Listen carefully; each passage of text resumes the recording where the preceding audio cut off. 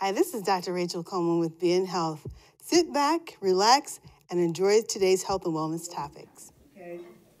All right, a native of Cincinnati, Ohio, she is CEO and founder of the Right Life Wellness, a growing 501c3 wellness organization focused on impacting change in the lives of women and girls.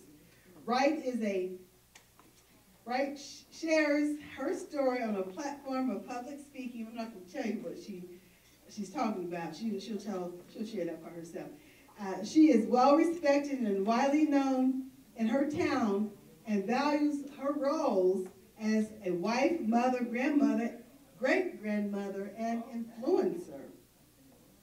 Sandra is trained. She's a trained community health awareness advocate and a graduate of the 2018 class of the Women Heart Science and Leadership Symposium at the Mayo Clinic. Women Heart is the national coalition for women with heart disease. She has been a frequent volunteer with the Cincinnati chapter of the American Heart Association, sharing her story and modeling in several Go Red annual fashion show luncheons. She's a speaker on a broad platform, including TV, radio, social media, talk shows, in-person events. She was honored by Renee Mahaffey-Harris, President and CEO of the Center for Closing the Health Gap, in April of 2022, and was presented with a proclamation from Tracy Nichols, mayor of the city of North College Hill, in February of that same year for her work in the community. Sandra is the host of a monthly in-person community wellness encounter entitled The Right Life Wellness Group, and she hosts a radio talk show of the same name every Wednesday from 1 to 2 p.m. on WAIF Radio, Cincinnati 88.3 FM, or www.waifradio.org. To date, Wright continues to book public speaking engagements, sharing her story, educating, enlightening, encouraging, and inspiring others while building an effective wellness community network in her charitable work in the office of CEO founder with the Right Life Wellness. Please welcome Sandra Wright. I'm going to talk with you about three things in particular: situation, condition, and position. You see, I am a woman with a story. But we all have stories, right? And life does some things. In life, we have some home runs, we have some strikes, and sometimes we get some lemons, right? Well, I've had a little bit of all of that in my life, and so have you. And so let me just tell you a little bit about Sandra A. Wright. So in 2014, I was just going along in my life.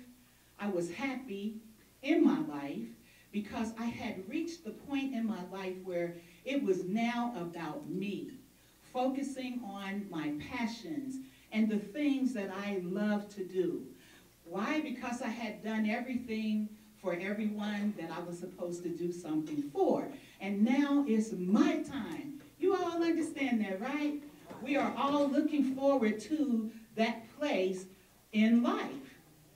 Well, needless to say, in 2014, I contracted a virus. Now, mind you, I was busy doing what? Living life. I had two calendars that I worked from. I had a work calendar and I had a life calendar. And both those calendars were busy. They were full with things. I'm a novice playwright and I had a play coming out. So I was working on that. And then our life has so many celebratory things that take place starting like in April, and it goes all the way through the summer. And so those calendars were very busy. So I ended up with this virus in 2014. My husband ended up getting one too. And this just lingered and lingered and lingered. And finally it went away. And when it went away, I thought I was good.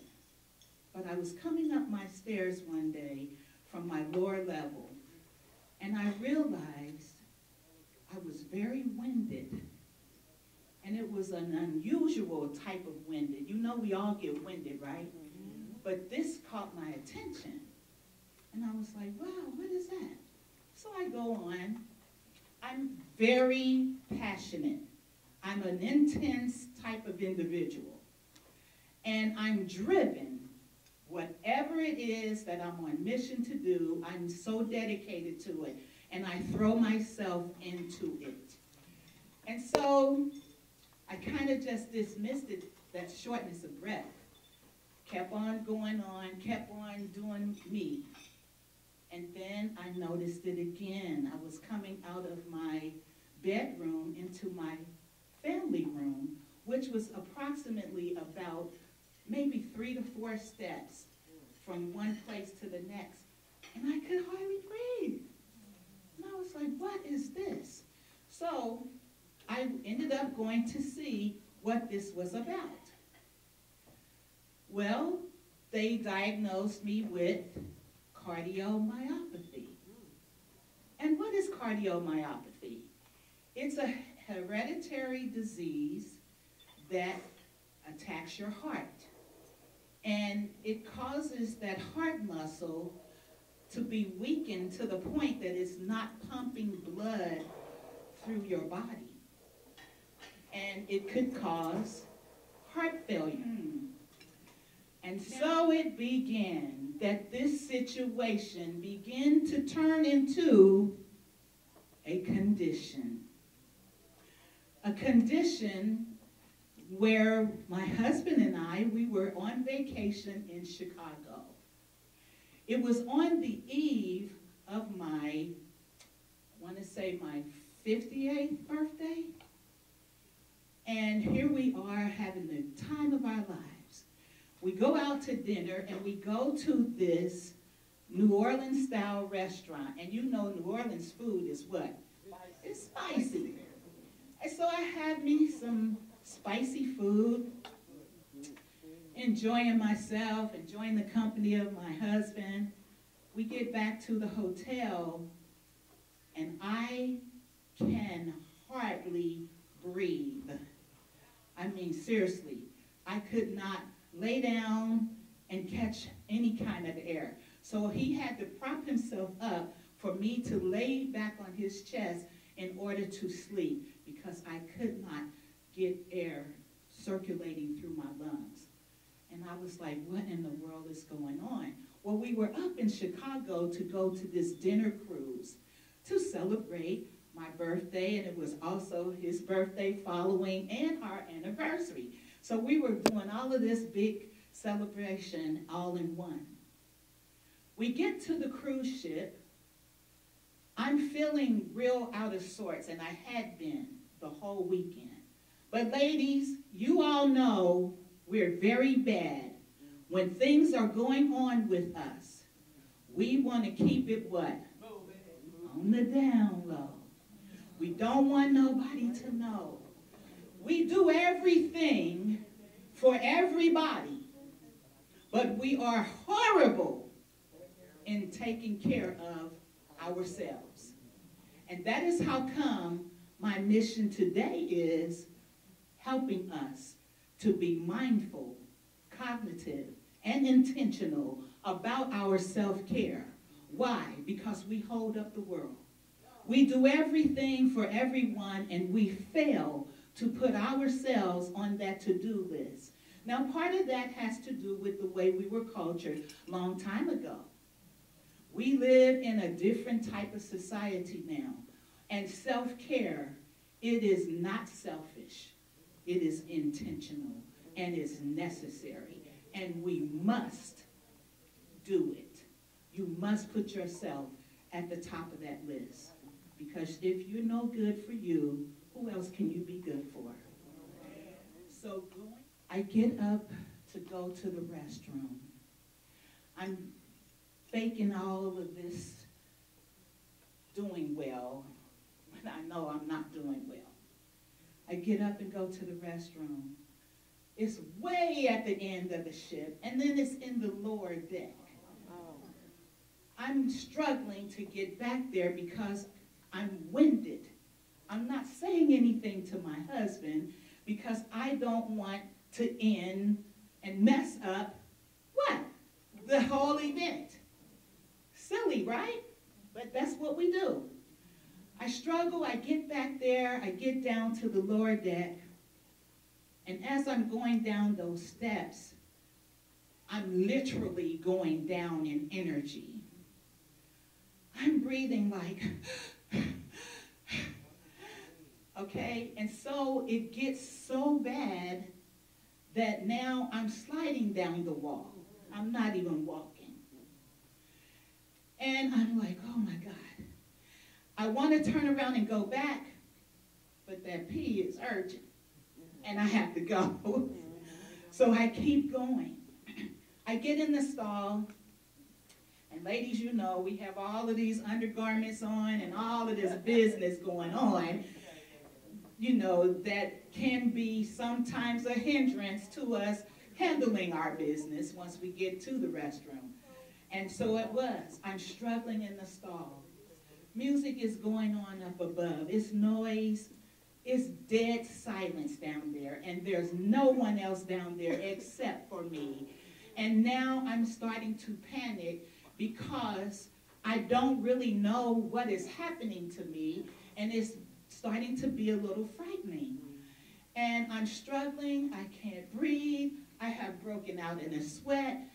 Even if I could call someone and I didn't have enough energy or voice volume to call, they wouldn't hear me anyway. And so what did I do? Oh, yes, ma'am. I prayed. Oh, yes. I prayed. And I was like, come on, my help. I need you right now. And that help was there for me. I was able to move forward. Coming up those steps was extremely challenging. I'm glad there was no one around because I was crawling up the steps like an animal. And I'm pretty dignified. I would not have wanted anyone to see me like that. Now, mind you, my thinking wasn't where it should have been. I'm too concerned about somebody seeing me looking like I was, instead of being concerned about what's going on with you and why are you in this situation of a condition. So I get back up on the deck. I make my way back. And I sit down, and my husband said, "Are you okay?" I lied, "Yeah, I'm fine." Whoa. The first mate came to our table to ask how we were. And he said, "Ma'am, are you okay?" And I said, "No, I'm feeling a little motion sickness. Do you have any Motrin?" He said, "No, we don't have any Motrin." And he went and came back, and he said, "Ma'am, are you okay?" And at that point, I couldn't even speak. I said, "Oh, no," couldn't get any air. He said, "Come on, get up. Let's go up on the deck." So at that point, everything began to move in warp speed. We get out on the deck. I'm grappling and gasping for air. My hands are flailing in the air. It's crazy time. My husband is there. He's looking concerned. The first mate asked me, did I want a drink of water? And I'm shaking my head, yes. They get me water, and guess what? I couldn't take the drink. Why? Because you have to take a breath in order to take a drink, and I couldn't take a breath. Man, when I tell you, we were out in the middle of the lake down at the Navy Pier in Chicago. They turned that ship around. We got back to land so fast. The ambulance was there waiting for me. I had to walk down the steps. I was really in a bad state at this point. I couldn't hardly move, couldn't breathe. I'm really terrified because I'm literally suffocating, and I feel it. It's like they say, your life begins to flash in front of you. Man, it was crazy time. And so finally get down to where the EMTs were. They got me in that wheelchair and took off so quick. And of course me, I always try to be part of the action and control things, so I'm telling people to move out of the way. And so they get me in the ambulance. They tell my husband, we've got to get her to the hospital quickly because we could lose her. Her lungs have all but filled with fluid. I was drowning, and that's why I couldn't breathe. So we get to the hospital. Thankfully, it was only about 10 minutes away, Northwestern Hospital, downtown Chicago. We get there. They bust the doors open into the ER room, and I think every staff member of the hotel came out to greet me. And it was pandemonium in a good way. And here we are. They are trying to literally rip my clothes off, taking off my underwear, and I'm like, no! No! This is a room full of men, nurses, and just a whole bunch of strange people, and I'm just concerned that, no, you're not going to show my naked butt in front of all these people. My husband was like, Sandra, stop it. These people are trying to save your life. I still don't know how serious this situation is. I'm only concerned about what? Appearance. You're not going to show my booty. You know? And so, still don't get it. I still don't get it. But I'm in a critical state. They're giving me oxygen at a high level. I'm just totally out of control. They're trying to manage everything. My levels are going bananas. And I don't know what's going on. So when the dust settles, I find myself in the ICU. And I have to spend the night in the ICU. And I got this high volume of oxygen still coming. And I'm just laying there, and all I can think of, what just happened? What is going on? What just happened? We were here for vacation, celebrating life, birthday, anniversary. And how did I get here? And why am I here? So I stay in the ICU all night. The next day, they got me stable enough that I could go to a room. And I thought, okay, this is good. We're going to be going home. I'm going to get out of here.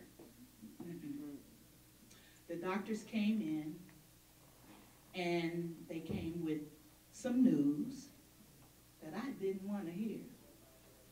Mrs. Wright, you have congestive heart failure. I told you about that commercial, right? When I was very young in my life, my heart was strong. It was good. No need to be concerned. But I did remember saying, I don't want anyone to ever say that to me. And lo and behold, Mrs. Wright, you have congestive heart failure. I refused to receive that as my reality. And guess what I said to the doctors? No, get out of here. Go back and look at something else and come back and tell me something different because I do not have congestive heart failure. Mrs. Wright, you have congestive heart failure. No, I don't. Mrs. Wright, you do have congestive heart failure. And this is what's going down. And I'm like, no, I can't stay here. I have to go. We are just here for the weekend. I got all of this life going on. And they were like, Mrs. Wright, you're going to be here with us for a while. Well, needless to say, I had to stay there. I celebrated my birthday where? In the hospital. And guess what, people? They didn't even give me not one piece of cake or any ice cream. You know. So here I am in the hospital. I'm thoroughly disgusted because all of my weekend plans, the whole reason I came here, it's been totally disrupted. And you came in here and lied to me about having congestive heart failure. How dare you? This was me. So what I'm going to tell you people is this. When you get diagnosed with something, if whatever that thing is that you were diagnosed with, if that doesn't take you out, denial certainly will. Because you will not do what you need to do to help you in that situation. And that is exactly what I did in going into denial. I kept on pressing, I kept on going, and I kept being intentional in life. Well, they told me in this hospital, Mrs. Wright, the only way that we are going to discharge you, you have to leave with this beautiful gift, which was called a life vest. And I was like, I don't want to wear that. I'm not leaving with that. Oh, well, you won't be leaving. Because your heart can stop at any moment, and this vest will save your life because it will shock your heart back to beating. And I'm still like in a fog, like, y'all gotta quit with these jokes because this is not funny. Well, needless to say, I leave with this vest and I come home. I wear it for about a good month. And then I get this bill in the mail, and it tells me how much this thing costs by day. Honey, that number was shocking and alarming. What I do, I took that vest off, I packed it right back in that beautiful, nice box that it came in, and I sent it back to where it came from. I was like, there's no way we can afford this. Again, wrongful thinking, not concentrating and being focused on the real issue at hand, and thinking you know more than you think you know. So I find myself in the hospital, people, in 2017, in need of a heart. Because I had pressed myself so much, and I wish I would have been thinking to bring you the picture of my heart that they took out of me. You wouldn't even believe what it looks like. It literally looked like a pounded piece of meat. Dr. Rachael showed you a heart up here. A healthy heart is full of red, and it's in a beautiful shape. It has a nice point at the end. That's a healthy heart. My heart looked nothing like that.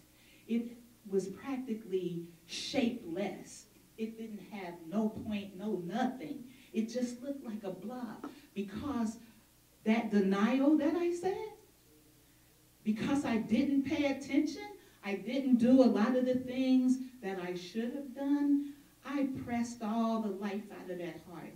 So when I ended up at Christ Hospital and they came in to say, Mrs. Wright, I'm sorry, but your heart has failed. Your heart is so damaged that not even the mechanical heart can help you. And I was like, whoa, what does that mean? Well, it means you need a new heart. And I said, okay, I will get one. And so they offered me the LVAD, and that is the mechanical heart. But I prayed for a human heart. And the one I prayed to and asked for, I knew was faithful. Why? Because I've seen this happen in my life along the journey. My life story is incredible. Don't have time to tell you all of it, but you'll read it in my book. Hopefully it'll come out next year. But in any case, I I am now in need of a new heart. So in 2017, Christ Hospital sent me to St. Vincent. And St. Vincent is where I received the beautiful gift of another human's heart. And so here I stand, not just a heart survivor, I'm a thriver. I don't know the family. I don't know the wonderful individual whose life ended, but it extended mine. And on that note, I want to say something real quickly about organ donation, especially to us in the African American community. It's kind of taboo with us.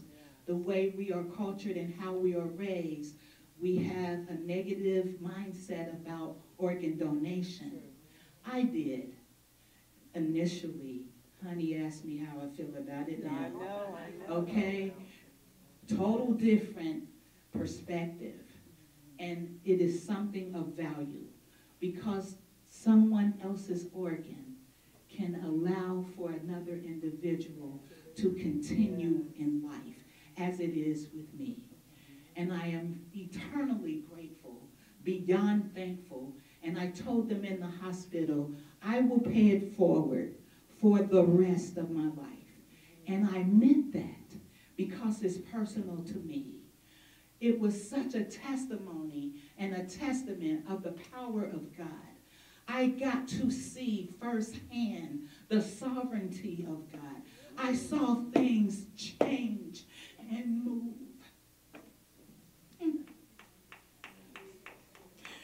And I'm still moved by that. When we hear people preach and teach and they say he will move mountains and change things in the atmosphere, honey, I'm living proof that is true. I'm telling you it's true. I had been prepared for that my entire life. We've read the stories of Daniel in the lion's den and the 3 Hebrew boys. We read all of those stories. I'm a story. And those stories kept me through the years. But it's my own story now that moves me through life. I have no fear. I live in a state of mind of peace that surpasses your natural understanding because he kept me like that all the way through the process. I mean, there was nothing that needed to happen for me that did not happen in my favor. Everything. Everything. This heart, normally when they put a heart in you, they have to shock it for it to beat. When they connected this heart to my vow, boom, boom, boom, boom, boom, boom. I know you want more, but that's all for now. And until next time, be in health.